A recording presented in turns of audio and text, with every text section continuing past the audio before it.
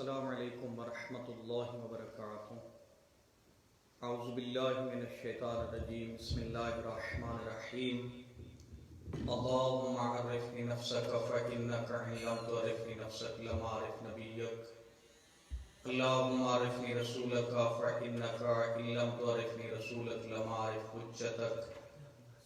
اللہم عرفنی حجتک فإنک إن لم تعرفنی حجتک ضللت عن دینی۔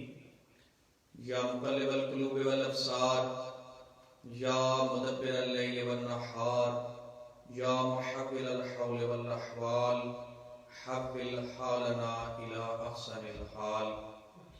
الہی اعمالنا قلیل وحاجاتنا کثیر وانت اعلم بصیر۔ رب اشرح لی صدری ویسر لی امری واحلل عقدۃ من لسانی یفقہوا قولی وَاجْعَلْ لِي مِن لَّدُنكَ سُلْطَانًا نَصِيرًا۔ پروردگار عالم، تجھے اپنی عزت، شان اور عظمت کا واسطہ دنیا بھر میں یہ جو اس وائرس کی وجہ سے مسائل پیدا ہو چکے ہیں، میرے مالک تمام مومنین و مومنات پہ رحم فرما۔ پروردگار عالم، جلد از جلد اس کا خاتمہ فرما، اور کریم اللہ تجھے اپنی عزت کے صدقے میں مومنین و مومنات کو اس موذی مرض سے نجات عطا فرما، اور اس ادارے کے ساتھ وابستہ تمام مومنین و مومنات کی زندگیاں دراز فرما۔ میرے مالک کائنات، ہم سب کے مرحومین کی مغفرت فرما برحمتک یا ارحم الراحمین۔ چند ایک ملکوتی الفاظ دعائے افتتاح کے، جو ماہ رمضان المبارک کی بہت عظیم الشان، عظیم المرتبت دعا ہے۔ چند ایک الفاظ اس کی تلاوت کرنے کے بعد انشاءاللہ خطبہ اور وصیت امام علی امیر المومنین باب العلوم اپنے تمام شیعان حیدر قرار کے نام پہ، اور جس میں ظاہری مخاطب امام حسن مجتبیٰ علیہ السلام تھے، وہ انشاءاللہ تلاوت کرنے کی سعادت حاصل کروں گا۔ بسم اللہ الرحمن الرحیم۔ اللہم انی افتتح الثناء بحمدک وانت مسدد للصواب بمنک، وایقنت انک انت ارحم الراحمین فی موضع العفو والرحمہ، وأشد المعاقبين في موضع النقال والنقمة، وأعظم المتجبرين في موضع الكبرياء والعظمة۔ اللهم أذنت لي في دعائك ومسألتك، فاسمع يا سميع مدحتي، وأجب يا رحيم دعوتي، وَأَقِلْ يَا غَفُورُ عَسْرَتِي۔ فَكَمْ يَا إِلَٰهِي مِنْ قُرْبَةٍ قَدْ فَقَّقْتَهَا، الْحَمْدُ لِلَّهِ الَّذِي لَمْ يَتَّخِذْ صَاحِبَةً وَلَا وَلَدًا، وَلَمْ يَكُنْ لَهُ شَرِيكٌ فِي الْمُلْكِ، وَلَمْ يَكُنْ لَهُ وَلِيٌّ مِّنَ الذُّلِّ وَكَبِّرْهُ تَكْبِيرًا۔ الحمد للہ بجمیع محامدہ کلہا علی جمیع نعمہ کلہا۔ الحمد للہ الذی لا مضاد له فی ملکہ ولا منازع له فی امرہ۔ الحمد للہ الذی لا شریک له فی خلقہ ولا شبیہ له فی عظمته۔ الحمد للہ الفاشی فی الخلق امرہ وحمدہ، الظاہر بالکرم مجدہ، الباسط بالجود یدہ، الذی لا تنقص خزائنہ ولا تزیدہ کثرۃ العطاء الا جودا وکرما، انه هو العزيز الوهاب۔ اللهم انی اسألک قلیلا من کثیر ما حاجة بي إليه عظيما وغناك عنه كريم وهو عندي كثير وهو عليك سهل يسير اللهم إن عفوك عن ذنبي وتجاوزك عن خطيئاتي وصفحك عن ظلمي وسترك على كبير عملي وحلمك عن كثير جرمي إنما كان من خطايا وعمدي أطعمني في أن أسألك ما لا أستوجبه منك الذي رزقتني من رحمتك وآريتني من قدرتك وعرفتني من إجابتك فصرت عدوك آمنا وأسألك مستانسا لا خائفا ولا وجلا مضلا عليك فيما كسبت فيه إليك فإن أبطأ عني عتبت بجهلي عليك ولعل الذي يبطأ عني هو خير لي لعلمك بعاقبة الأمور فلم أرى مولا كريما أصبر على عبد اللعين منك علي يا ربي يا ربي يا رب يا ربي يا ربي يا رب يا ربي پروردگار عالم تجھے اپنی عزت شان اور عظمت کا واسطہ جتنے بھی مومنین و مومنات نے میرے ذمہ دعائیں لگائی ہیں سب کی دعائیں قبول فرما پروردگار عالم بالخصوص ہمارے برادر ہیں ڈاکٹر سجاد صاحب میرے مالک ان کی حفاظت فرما اور پروردگار عالم ان کو صحت و سلامتی عطا فرما برادر عمران صاحب ہیں امام مہدی سینٹر کے سابقہ صدر ان کے چچا جی کا انتقال ہو گیا ہے پروردگار عالم انہیں جنت میں اعلیٰ مقام عطا فرمائے اور انہیں شفاعت محمد وآل محمد نصیب فرمائے ہم تمام خانوادہ کی خدمت میں تعزیت و تسلیت پیش کرتے ہیں امام امیر المومنین کی عظمت پہ جو 3-4 افراد موجود ہیں آپ یہاں پہ مل کے صلوات پڑھیں گے اور جو مومنین لائیو دیکھ رہے ہیں وہ صلوات پڑھ لیں اللہم صلی علی محمد وآل محمد وعجل فرجہ محمد بہت ہی بہترین منشور نامہ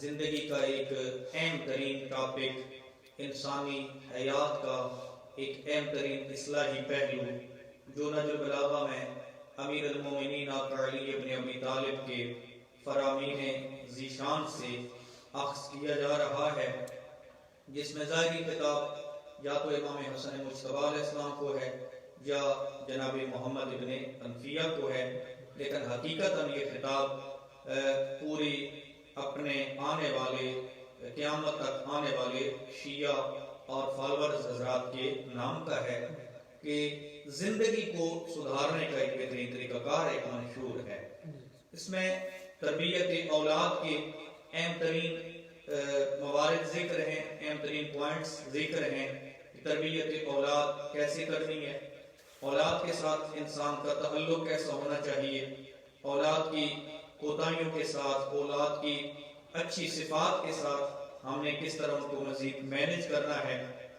یہ تمام چیزیں تو امیر المومنین نے سب سے پہلے جو آغاز میں امام حسن مجتبی کو خطاب کرتے ہوئے اور اپنے شیعہ کو خطاب کرتے ہوئے فرمایا اسی کا بتقوی اللہ اے بنیا اے میرے بیٹو میں تمہیں تقوی خداوندی کی نصیحت کرتا ہوں ولزوم امرہ و امارت قلبک بذکر اور اس بات کی وصیت کرتا ہوں کہ اللہ کے امر کو لازمی طور پہ اپنی زندگی میں نافذ کر لو اور اس کے ذکر سے اپنے دل کی تعمیر کرو یہ یہاں تک کل والے پوائنٹ تھے جو آپ کی خدمت میں نے بیان کیے آج یہاں سے آغاز اس کا کر رہا ہوں کہ امیر المومنین علی بن ابی طالب ارشاد فرماتے ہیں، بہت ہی پیارا خطاب ہے، فرمایا عبرت کے لیے جناب حیدر کرار نے ہمیں بتایا تھا کہ ہم نے عبرت کیسے حاصل کرنی ہے۔ کل آخری جملہ میرا یہاں پہ پہنچا تھا کہ جس میں آقا نے فرمایا تھا کہ تم عبرت حاصل کرو ان لوگوں سے کہ جو کل تمہارے ساتھ موجود تھے، جن کے ہنستے بستے گھر تھے، بہترین محلات میں رہنے والے تھے، پختہ گھروں کے مالک تھے، دنیاوی سٹیٹس کے رہنے والے تھے، آج وہ کہاں چلے گئے ہیں؟ آج ان کا کوئی نام و نشان تک باقی نہیں رہ گیا۔ اسی سلسلے کو آگے بڑھاتے ہوئے امیر المومنین فرماتے ہیں وَحَلُّ دِيَارَ الْغُرْبَةِ وَقَأَنَّكَ عَنْ قَلِيلٍ قَدْ سِرْتَ كَأَحْدِهِمْ۔ امام علیہ السلام فرماتے ہیں گزرے ہوئوں کے واقعات اس کے سامنے رکھو، تمہارے پہلے والے لوگوں پر جو بیتی ہے اسے یاد دلاؤ، اپنے دل کو یہ یاد دلاؤ، اور دیکھو کہ تم سے پہلے جو تھے ان کے گھر کھنڈرات میں تبدیل ہو گئے۔ یہ دیکھنا کہ انہوں نے کیا کچھ کیا، کہاں سے کوچ کیا۔ فرمایا وَحَلُّ دِيَارَ الْغُرْبَةِ، وہ کہاں اترے، وہ کہاں ٹھہرے، تو تم دیکھو گے تو تمہیں صاف نظر آئے گا کہ وہ دوستوں سے منہ موڑ کر چل دیے ہیں اور پردیس کے گھر میں جا اترے ہیں۔ وَحَلُّ، وہ اترے ہیں، دیار الغربہ، غربت کا معنی ہوتا ہے پردیس، وہ غربت کے گھر میں جا کر بس گئے ہیں، پردیس کے گھر میں۔ وَقَأَنَّكَ عَنْ قَلِيلٍ، وہ وقت دور نہیں، قَدْ سِرْتَ كَأَحْدِهِمْ، کہ تو بھی ان جیسا ہو جائے گا۔ وہ وقت دور نہیں ہے کہ جب تیرا شمار بھی انہی میں سے ہو جائے گا کہ جو بہترین اپنی زندگی بسر کرتے تھے لیکن آج ان کا کوئی نام و نشان باقی نہیں ہے۔ فرماتے ہیں فَصْلَا مَثْوَاقَ، لہذا اپنی اصل منزل کا انتظام کرو، جو تمہاری حقیقی منزل ہے نا اب اس کا انتظام کرو۔ ٹھیک ہے نا، آپ مثلا کرائے کے گھر میں رہ رہے ہیں اور آپ کی یکدم کوئی ایسا کاروبار میں برکت آ جائے، آپ کا روزگار اتنا اضافی ہو جائے کہ یکدم آپ کو ایک مکان کی جگہ مل گئی۔ اچھا رہے آپ کرائے کے گھر میں رہ رہے ہیں لیکن جو ہی آپ کو جگہ مل گئی ہے نا، اب آپ کے ذہن میں فکر ہوگی کہ اس خالی پلاٹ پہ میں نے تعمیرات کرنی ہے، اب آہستہ آہستہ اس کے لیے جمع آوری شروع کر دیں گے۔ کل میں نے بھئی گھر بنانا ہے، یہ تو کرائے کا مکان ہے، اس کو تو میں نے چھوڑنا ہے۔ جو گھر بنانا ہے اس کے لیے آپ آہستہ آہستہ جمع پونجی پھر اکٹھی کرتے جائیں گے۔ یہی بہترین مثال ہے، ٹھیک ہے۔ یہ جس گھر میں رہ رہے ہیں نا ہم، چاہے آپ کی کوٹھیاں بلڈنگیں جو مرضی ہے کیوں نہ ہو، یہ حقیقت میں کرائے کا گھر ہے، اور جو حقیقی منزل ہے وہ موت کے بعد شروع ہو رہی ہے۔ اس گھر کی طرف دیکھیں نا، آپ منتقل ہوتے ہیں نا کرائے کے گھر سے، آپ اپنے حقیقی گھر کی طرف منتقل ہوتے ہیں تو آپ کو سفر طے کرنا پڑتا ہے، چاہے ساتھ ہی بالکل بلڈنگ مل جائے آپ کو، لیکن وہاں سے آپ نے شفٹ ہونا ہے نا، شفٹ ہونے میں آپ کو 1 گھنٹہ بھی لگ سکتا ہے، آپ کو 10 دن بھی لگ سکتے ہیں، 10 سال بھی لگ سکتے ہیں۔ یہی عالم برزخ کا سفر ہے جو موت کے بعد شروع ہوتا ہے، اور اس حقیقی گھر تک پہنچتے پہنچتے موت سے لے کر قیامت تک ایک سفر نامہ ہے۔ وہ سفر ہم نے کیسے کرنا ہے، اس سفر کے لیے ہم نے کیا کچھ کر رکھا ہے، عالم برزخ کے سفر کے لیے ہم نے کیا کچھ کر رکھا ہے۔ البتہ معصوم علیہ السلام ارشاد فرماتے ہیں قبر اور برزخ کا سامان خود کر کے ہو، میدان معاشر کی فکر نہ کرنا۔ میدان معاشر میں ہم تمہارے ساتھ موجود ہیں، میدان معاشر کی تمہیں فکر نہیں ہونی چاہیے۔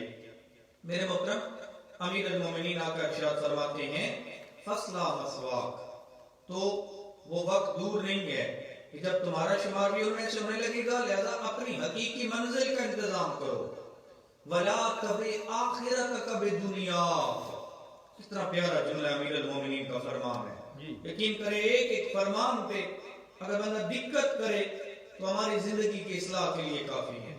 امیر کائنات ارشاد فرماتے ہیں اے میرے شیعو اپنی آخرت کا دنیا سے سودا نہ کرو، ٹھیک ہے، یعنی آخرت کو بیچ کر یہ دنیا نہ خرید لو، یہ دنیا یہ تمہارے رہنے کا مقام نہیں ہے، حقیقت میں دنیا کو بیچ کر آخرت خریدو۔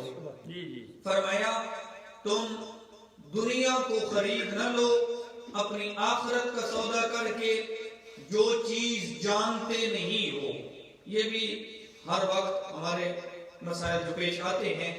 فرمایا وَدْعَ الْقَوْلَ فِي مَا لَا تَعْرِفُ، اس بات کو کرنے کی ضرورت نہیں ہے جس کا تمہیں علم نہیں ہے۔ اچھا آج ہماری سب سے بڑی مصیبت یہی ہے، ٹھیک ہے، ہم وہ کچھ کہہ دیتے ہیں کہ جس کا ہمیں علم ہی نہیں ہے، جس کو کہتے ہیں نا کہ ہم یہ سمجھتے ہیں کہ ہمیں سب کچھ پتا ہے۔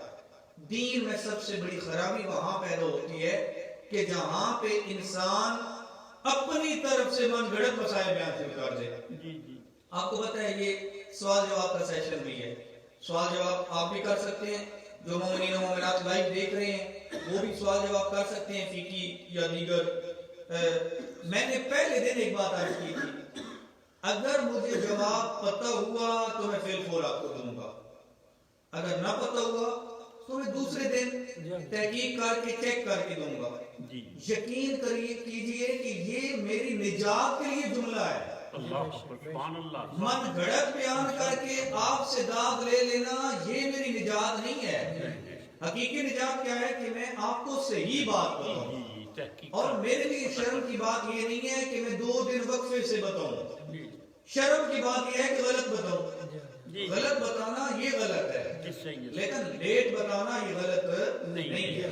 اب سب سے ریکویسٹ ہے جتنے بھی سامعین گرامی ہیں، اپنے طور پہ مسائل کو بیان نہ کیا کریں، کوشش کریں کہ خود جو ہے نا وہ مفتی، لفظ مفتی جو ہے نا وہ کہ بندہ مفت ہی بندہ بن گیا، ٹھیک ہے، ویسے تو یہ دوسرے زبانیں میں استعمال ہوتے ہیں، لیکن مفتی یعنی مفت کا جو بن گیا، ٹھیک ہے، تو لہذا مفتی جو ہے نا نہ بنے، بلکہ قرآن و حدیث سے اگر حقیقتاً آپ کو علم ہے تو بیان کریں۔ قبلہ فدیہ جو ہے یہ صدقہ ہے یا اس کی کو اور اس کو نام دے سکتے ہیں، اور اس کے علاوہ کیا یہ زہر سید کو دے سکتا ہے یا نہیں دے سکتا؟ جی اچھا سوال ہے ماشاءاللہ۔ فدیہ صدقہ نہیں ہے، فدیہ اس کو کہتے ہیں اطعام الطعام، جو عربی میں عبارت استعمال ہوئی ہے نا، کسی کو کھانا کھلانا۔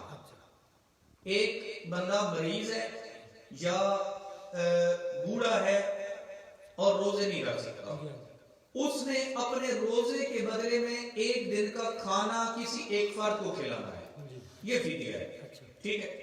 اس میں کوئی مسئلہ نہیں ہے کہ غیر سید کو دے رہا ہے یا کوئی ایسی وہ شرط موجود نہیں ہے۔ صدقہ نہیں، زکوٰۃ غیر سید وہ سید کو نہیں دے سکتا، فطرہ جو ہے وہ غیر سید کو نہیں دے سکتا۔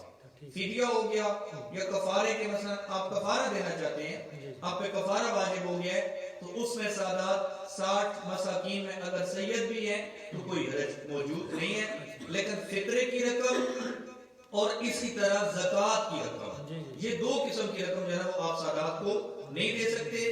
فدیہ خود ایک یعنی اصطلاح ہے، جیسے عام صدقہ ہوتا ہے، امام زامن ہوتا ہے، دیگر مثلا صدقہ رد بلا ہوتا ہے، اسی طرح فدیہ ایک اصطلاح ہے، کفارہ ایک اصطلاح ہے، فطرہ ایک اصطلاح ہے، ٹھیک ہے۔ امید ہے سمجھ آ گئی ہوگی، صلوات پڑھ لیجئے، اللہم صلی علی محمد و آل محمد۔ جی شاہ صاحب، مبتلات روزہ میں سب سے اہم ترین چیزیں وہ ہے کھانا پینا۔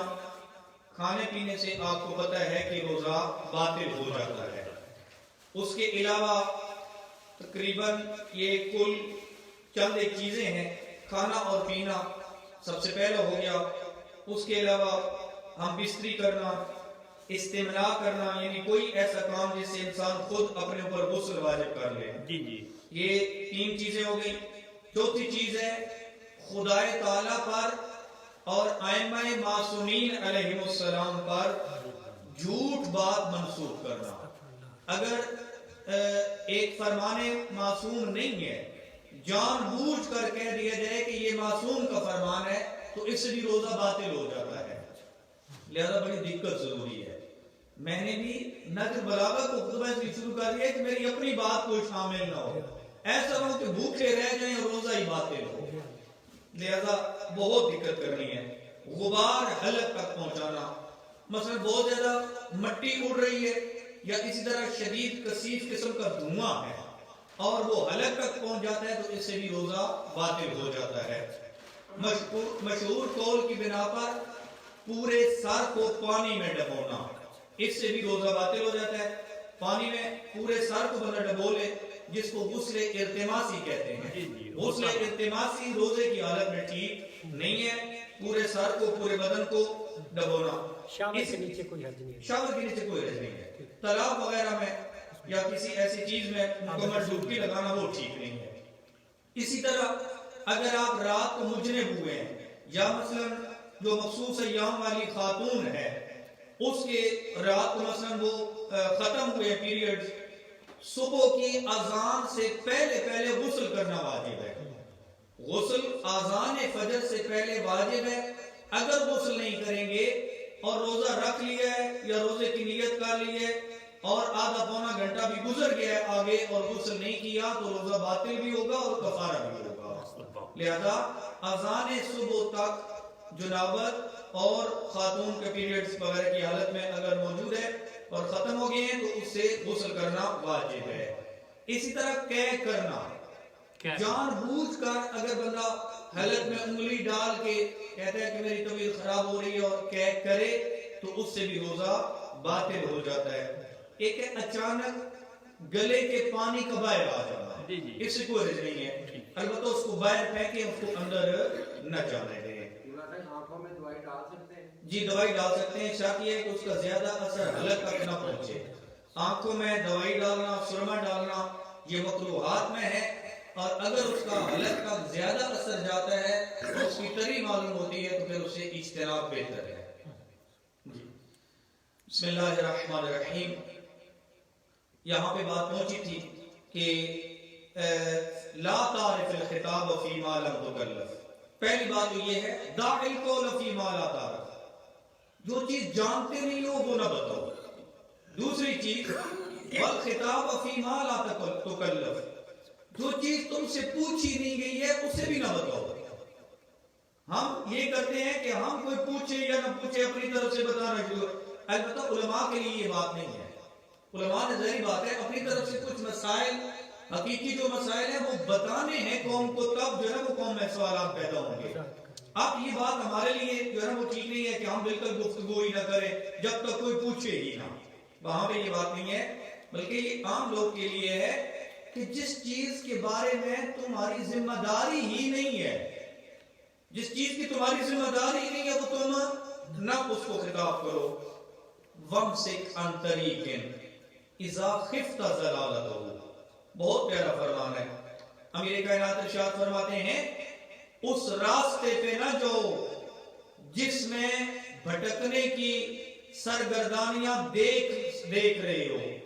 یعنی کیونکہ بھٹکنے کی سرگردانیاں دیکھ رہے ہو تو تمہیں قدم روک لینا چاہیے اس راستے سے. اس راستے پہ نہ چلو کہ جس راستے پہ آپ شاہ صاحب میری اردو کو چیک نہیں کرنا چونکہ میں نے عربی بھی اور اردو بھی دونوں کو تطبیق کرنی ہے، لہذا بات کا جملے آگے پیچھے ہو جاتے ہیں. ہاں جی. میں اس وقت آپ سے استفادہ کر رہا ہوں. جی شکریہ جناب. اس وقت اردو کی طرف دھیان نہیں کرنا کہ کون سا جملہ کہیں پہ غلط آ رہا ہے، پر مجھے اچھا لگتا ہے کہ آپ موجود ہوتے ہیں تو میں زیادہ اچھا سمجھتا ہوں. جی آپ میں آپ کا چاہیے میں تو فرمایا وَأَمْسِكْ عَنْ طَرِيقٍ إِذَا خِفْتَ ضَلَالَتَهُ، لہذا اس راستے پہ جس میں بھٹک جانے کا اندیشہ ہو اس پہ قدم نہ اٹھاؤ. ٹھیک ہے، اب جملے کی اصلاح ہو گئی ہے. اس راستے پہ جس میں بھٹک جانے کا اندیشہ ہو اس پہ قدم نہ اٹھاؤ.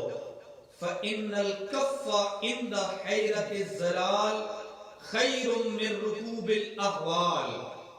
فرمایا بھٹکنے کی سرگردانیاں دیکھ کر قدم روک لینا خطرات مول لینے سے بہتر ہے.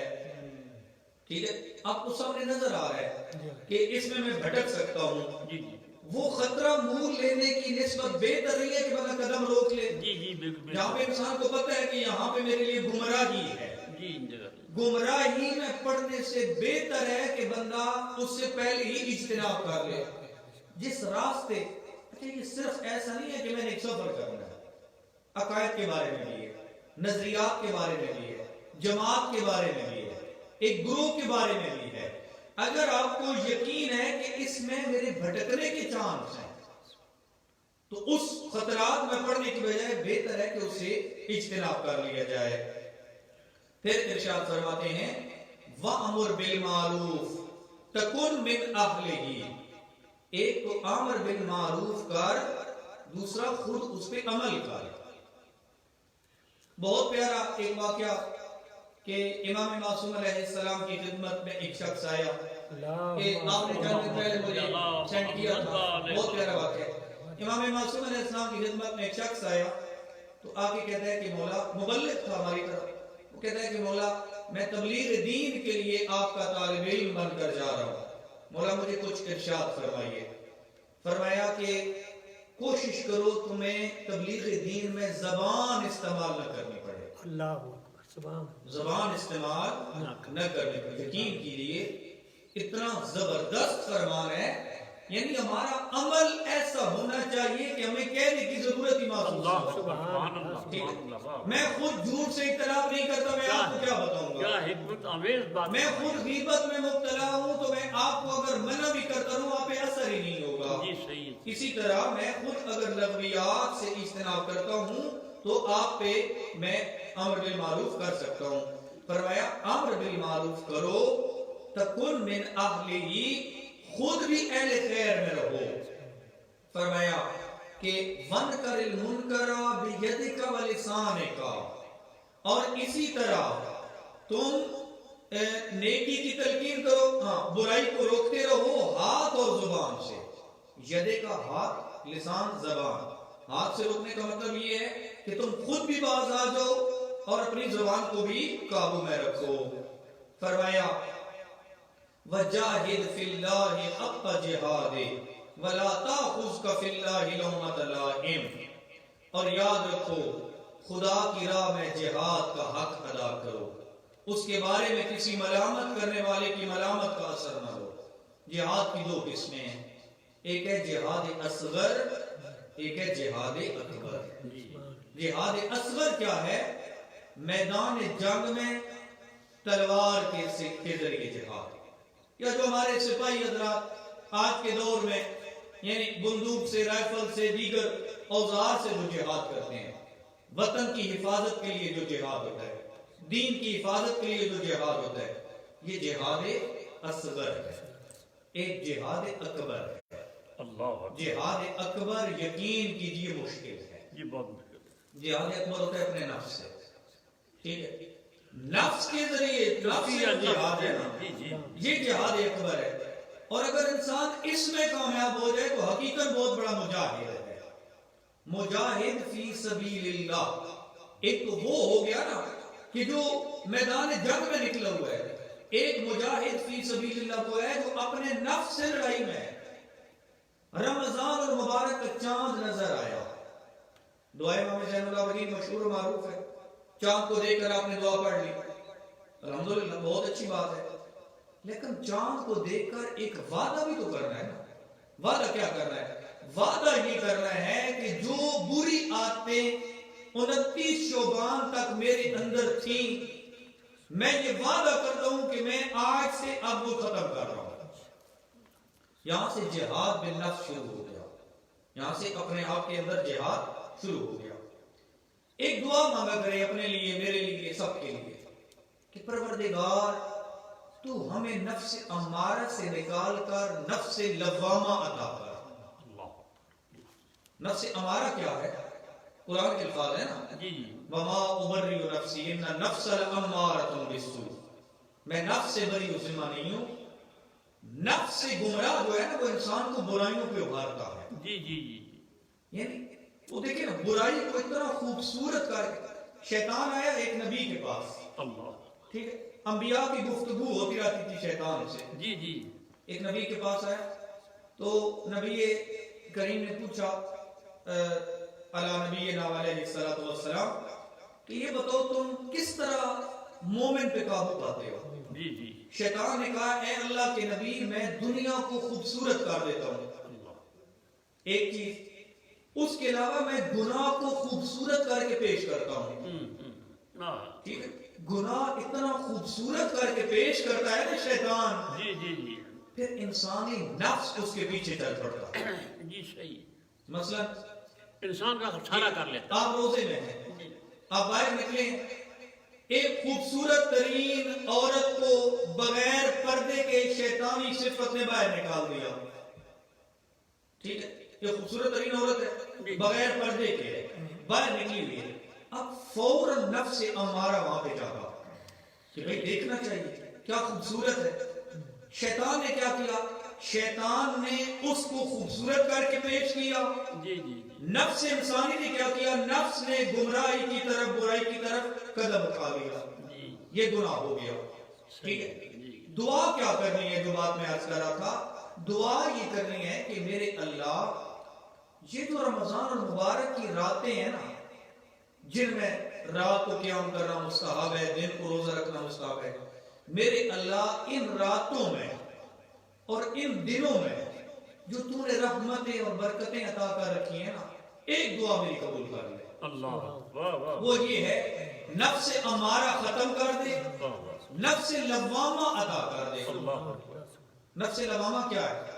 جو انسان کے اندر برائی کو دیکھ کر ٹوکتا ہے، واہ واہ واہ، ملامت کرنے والا نفس. جی جی اور یہ نفس جو ملامت کر، صبح کی نماز رہ گئی، ٹھیک ہے، بندہ اٹھا نا، ناشتہ سامنے رکھا کہ وائف نے، بندہ نے ناشتے کو دیکھا، اوئے اللہ کی نعمت میرے سامنے ہے، جی جی جی، لیکن میں کتنا بد نصیب ہوں کہ میں اس کے سامنے 2 سجدے بھی نہیں کر سکا. یہ کہاں سے آواز آ رہی ہے؟ یہ نفس لوامہ ہے جو انسان کو متوجہ کر رہا ہے. اور امام باقر علیہ السلام کا وہ فرمان مشہور ہے کہ جس میں امام علیہ السلام فرماتے ہیں کہ انسان کا دل ایک پاک و پاکیزہ سفید کپڑے کی مانند ہوتا ہے. بالکل سفید کپڑے کی مانند، جس کو دل بھی کہہ سکتے ہیں، قلب، روح، مختلف تعبیریں ہیں اس کی. انسان کا روح، انسان کا قلب، انسان کا دل ایک سفید چادر کی مانند ہے، بالکل وائٹ. فرمایا جو ہی انسان گناہ کرتا ہے نا بالغ ہونے کے بعد، یہ بچے کو معصوم کیوں کہتے ہیں؟ اس لیے کو گناہ نہیں کرتا. ٹھیک ہے، بالغ ہونے کے بعد جو ہی بندہ گناہ کرتا ہے نا، 5 ملال ولایت فرماتے ہیں ایک سیاہ نقطہ اس سفیدی پہ آ جاتا ہے. اب اور گناہ کیے، دل داغدار ہو جاتا ہے، ٹھیک ہے، داغدار ہو گیا، وہ سفیدی داغدار ہو گئی.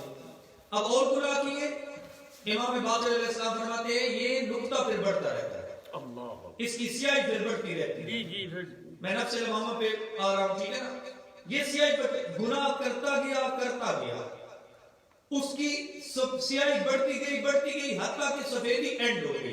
جی جی جی، جب سفیدی اینڈ ہو گئی نا، اس کو آپ کہتے ہیں کہ فلاں سے کار خیر کی قوت و طاقت کی سلب ہو گئی، کل سیاہ ہو گیا. ٹھیک ہے نا، جس کو آپ کہتے ہیں نا قلب سیاہ. جی جی، کوئی بندہ اس سے آپ کیا نیکی کی توقع کر سکتے ہیں؟ اس سے نیکی کی توقع ہی چھین لی گئی ہے. توفیق الہی اس کے شامل حال ہی نہیں رہی. یہ بندہ توبہ کب کرتا ہے؟ توبہ کا فلسفہ آپ نے اس نے مجھ سے سوال کیا شاہ صاحب کہ استغفر اللہ کا حقیقی مطلب کیا ہے؟ استغفر اللہ اور توبہ کا وہ بڑے پیارے الفاظ ہیں، اردو کی کتاب میں موجود تھے، اور ایک بہت ہی بہترین رائٹر اور مصنف تھا، جی نام میرے ذہن میں نہیں آ رہا، تو اس نے بڑے زبردست الفاظ لکھے ہیں. وہ فرماتے ہیں کہ جب انسان کے دل سے گناہ کی ندامت پیدا ہوتی ہے نا، جی جی جی، ٹھیک ہے نا، انسان کے دل میں جب گناہ کی ندامت پیدا ہوتی ہے، جی ندامت، تو پھر آنکھوں سے آنسو نکلتے ہیں. جو آنسو نکلتے ہیں نا، پھر یہ قلب کی وہ ندامت بھری سیاہی کو پھر دھو ڈالتے ہیں. ٹھیک ہے، یہ ہے حقیقی استغفر اللہ. استغفر اللہ حقیقی یہ ہے کہ جو گناہ ہو چکے ہیں اب نہیں ہوں گے. ٹھیک ہے، اچھا یہ وہ بات کی نقطہ اتنا زیادہ ہو گیا کہ اب اس کی سفیدی چھپ گئی، قوت سلب ہو گئی نیکی کی. پھر توبہ کی توفیق پیدا ہوئی. توبہ کی توفیق پیدا ہوئی، بندے نے استغفار کیا. استغفار کرتے کرتے اس قدر ہو گیا کہ وہی سیاہی پھر واپس ختم ہونے لگی، وہ سفیدی پھر نور بن کے سامنے آنے لگی. میرے محترم، امام موسیٰ کاظم علیہ السلام کا وہ وہ دو واقعات میں نے آپ کی خدمت میں بارہا عرض کیے. آپ نے تاریخ میں خود پڑھے ہوگے، اہل تاریخ اہل مطالعہ تشریف فرمائے میرے سامنے بھی اور لائیو بھی دیکھ رہے ہیں. میرے محترم، امام موسیٰ کاظم علیہ السلام نے وہ جو بشر حافی کو جو تاکید کی تھی، اب اس کے ہاں سیاہ نقطہ تھا، لیکن وہ سیاہ نقطہ توبہ کے ذریعے ختم ہونے لگا. اور پھر اگر توبہ کے لیے مل جائے کسی ولی کا دروازہ، اور وہ ولی بھی امام موسیٰ کاظم جیسی ہستی ہوں. جی صاحب. قبلہ گزارش یہ ہے، جی جی جیسا آپ نے فرمایا جی جی کہ انسان کے اندر وہ حص موجود ہے جو کہ اس پر ملامت کرتی ہے جی جب گناہ کے بعد، جی جی اور پھر وہ توبہ کرتا ہے. جی وہ دل پہ جب سیاہ نقطہ ہوتا ہے جی. وہ دل جاتا ہے. بے شک. قبلہ اگر انسان جی پھر دوبارہ اسی گناہ کا شکار ہو جی تو اس کا کیا عالم ہے، اس کے بارے میں کیا ہے؟ اس کے بارے میں معصوم کا ارشاد بڑا زبردست ہے. فرمایا کیونکہ اپنے کہ گناہ پر اصرار کرے. گناہ پہ اصرار ہے، اور اس میں تعبیر بڑی پیاری ہے. اللہ معصوم ارشاد فرماتے ہیں استغفر اللہ کے ساتھ مذاق نہ کرو. یہ آپ کے سوال کا ایک ہی سر جی جواب ہو گیا. یہ استغفر اللہ کے ساتھ ایک طرح کی مذاق ہے کہ میں نے ایک گناہ سے توبہ کی، پھر کچھ عرصے کے بعد اسی گناہ میں مبتلا ہو گیا. لہذا وہ حقیقی استغفار نہیں ہے. حقیقی استغفار یہ ہے کہ جو گناہ ہو چکا اب دوبارہ نہیں کرنا، نہیں ہونا چاہیے. اور مردانگی کا بھی یہی تقاضا ہے نا. جی جی جی. مردانگی یہ ہے کہ انسان اس میں اس قدر پختہ ہو جائے، میں نے وعدہ کر دیا ہے پروردگار اب میں یہ ایسا کام نہیں کروں گا. ٹھیک ہے، تو لہذا میرے محترم استغفار، ہاں استغفار پہ قائم رہنا جو ہے نا یہ بھی ضروری ہے.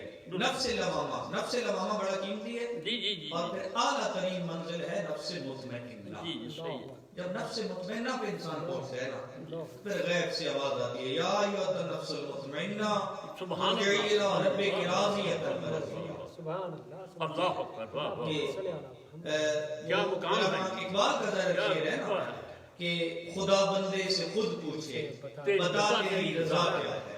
ٹھیک ہے، ایک ہے رضی اللہ. جی جی جی. ٹھیک ہے، ایک ہے رضی اللہ. رضی اللہ، ایک ہے رضائے خدا کے طالب، ایک ہے راضی اور مرضی، راضیتاً مرضیہ.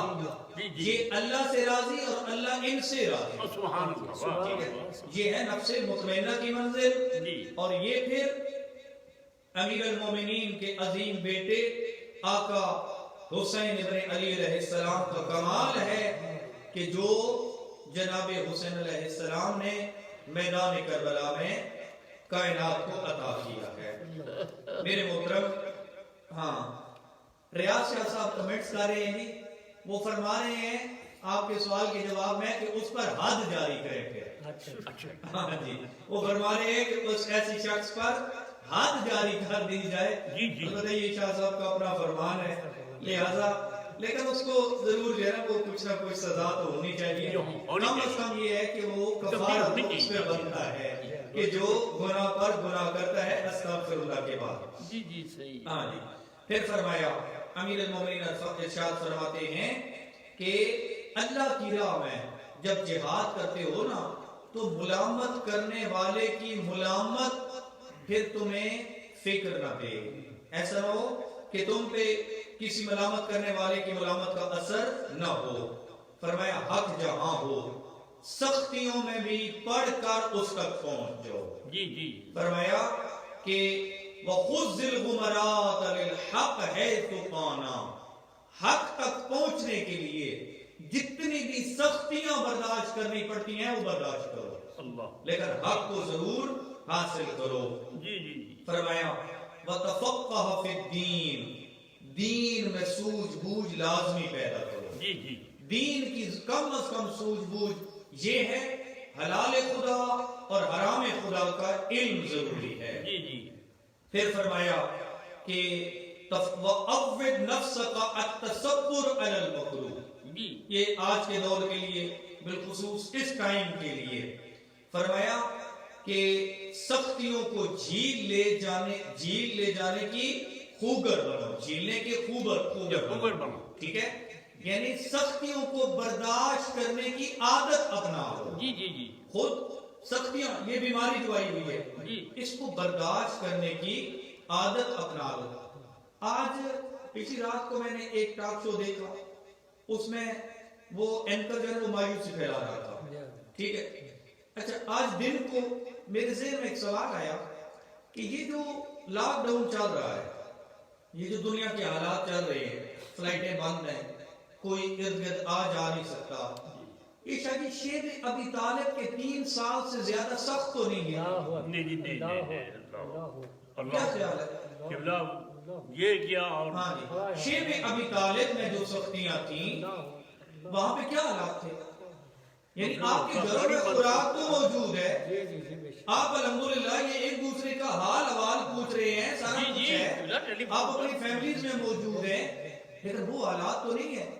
لیکن کریم اہل بیت گھرانے ہیں، جناب مصطفیٰ کریم نے، ان کے آل اطہار نے، ان کے خاندان نے، چند مخصوص صحابہ کرام نے یہ دین کی خاطر یہ سختیاں جھیلی، اور خود 2 نقصان جناب سید الانبیاء کے بڑے ہوئے شیب ابی طالب. جی جی جی ایک جناب ابو طالب کا دنیا سے جانا، جی جی اور دوسرا جناب خدیجہ الکبریٰ کا دنیا سے جانا. آپ جو یورپ میں رہ رہے ہیں ہاں لیکن عیش و عشرت کی زندگی آپ کی، جی جی آپ بالکل عیش و عشرت کی زندگی کو سمجھتے ہیں. صحیح بات. خدا نخواستہ آپ پہ غربت آ جائے تو کتنا سخت ہوگی.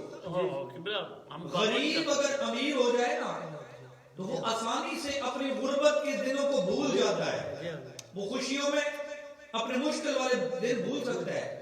لیکن جو وسائل والا غریب ہو جائے اس کے لیے پھر تکلیف دہ دن بڑی مشکل ہوتی ہے. جی صحیح بات. لیکن میں قربان جو ملکۃ العرب ام المومنین حضرت خدیجہ الکبریٰ کی عظمت پر جی جی کہ کس قدر یعنی فاقوں پہ مجبور ہو گئے. حتیٰ کہ تاریخ میں موجود ہے، آپ سب تاریخ دان تشریف فرمائے کہ وہاں پہ درختوں کے خشک پتے بھی کھانا پڑے ہیں.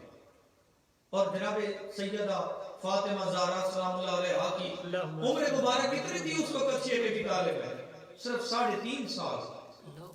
3.5 سال کا سن ہے بی بی کا، اور 5 سال تک یعنی کل 3 سال کا عرصہ یہ شیب ابی طالب میں مشکل ترین گزرے، اور بی بی 5 سال کا سن تھا جب جناب خدیجہ الکبریٰ کا بھی انتقال ہو گیا، اور جناب سیدہ زہرا 5 سال کے سن میں اپنے بابا جناب مصطفیٰ کے ساتھ شیب ابی طالب کی سختیوں میں زندہ رہے. جی جی لہذا کبھی نہ گھبرائیں، یہ لاک ڈاؤن ہو، یہ وائرس کی بیماریاں ہو، ان سے کبھی نہ گھبرائیں. یہ اہل بیت والوں کے لیے تو یہ اور زیادہ نفس کو آسان کرنے کا طریقہ کار ہے، نفس انسانی سے اور زیادہ آسانیوں کو پیدا کرنے کا طریقہ کار ہے. پروردگار عالم ہم سب کو ان فرامین پہ سمجھنے اور عمل کرنے کی توفیق عطا فرما، خاتمہ بالخیر فرما. فرمایا حق کی راہ میں صبر بہترین سیرت ہے، اپنے تمام تر معاملات کو اللہ کے حوالے کر دو، اس لیے کہ تم اپنے آپ کو جب اللہ کے حوالے کرو گے مضبوط پناہ گاہ اور قوی محافظ کے سپرد کر دو. وصلی اللہ علی محمد وآلہ الاطہار.